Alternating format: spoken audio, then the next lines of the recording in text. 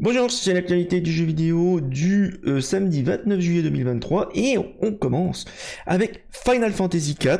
Il y avait un festival, la Fan Festival 2023, et chose incroyable, eh bien en fait, c'est le début d'une nouvelle amitié entre Square Enix et tenez-vous bien, Xbox. FF14 est annoncé sur Xbox. Alors ça ne veut pas dire que les autres FF vont arriver forcément, mais FF14 c'est quand même une grosse machine, c'est Square Enix. On sait que d'ailleurs beaucoup de jeux Square Enix sortent sur PC. Mais là on a un jeu quand même qui est assez emblématique, FF14, qui va sortir sur Xbox prochainement. Donc ben voilà, personne n'a vu venir, même moi non plus, j'ai pas vu ça venir. Donc c'est une excellente nouvelle pour les joueurs Xbox. Donc bah peut-être un jour qu'on aura du FF16 sur Xbox, voire sur PC, on verra bien comment ça va se passer. Et puis peut-être les FF7, tous les grands classiques, on va voir. Alors qu'est-ce qu'on avait d'autre? Ah oui, John Romero, on va dire le mytho, le mec qui était à l'origine de Daikatana, qui est quand même pas fameux à l'époque, hein. C'était sorti en 2000, alors ça avait été teasé comme le meilleur jeu, le meilleur FPS du monde à l'époque pendant des années. Bon, c'était beaucoup de l'enfumage, de la fumisterie, hein. Et en fait, il annonce qu'actuellement il travaille sur un nouveau FPS. Ah, donc en fait ce mec là il a des grosses bagnoles, une chevelure de rockstar, c'est le mec, hein, voilà, il se la pète. Il avait travaillé avec les gens d'id Software, hein.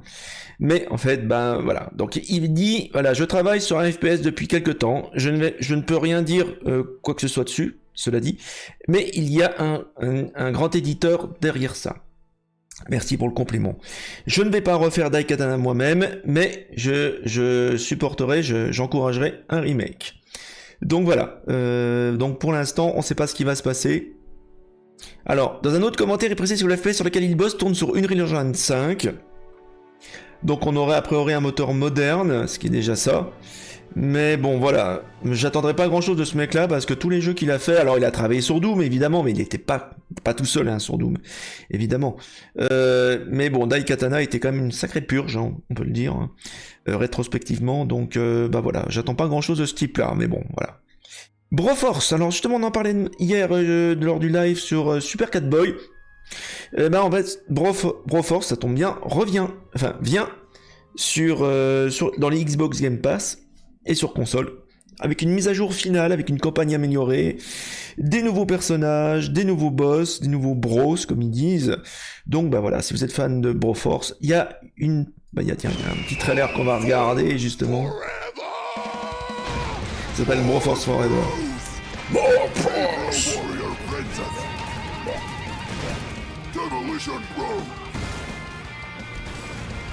Bon, vous avez toutes des références aux années 90, hein, aux films et séries. Hein. Ouais, c'est des personnages qui viennent d'autres licences. Brophy contre les vampires, ouais. C'est un peu tiré par les cheveux. Hein.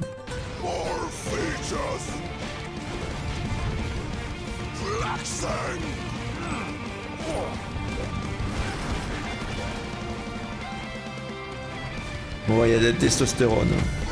Et bien plus.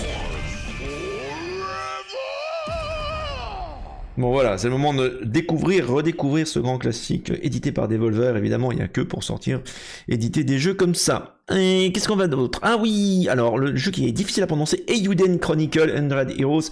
Alors ça vous dit pas rien, mais le titre 100 Heroes, ça veut dire la centaine de héros.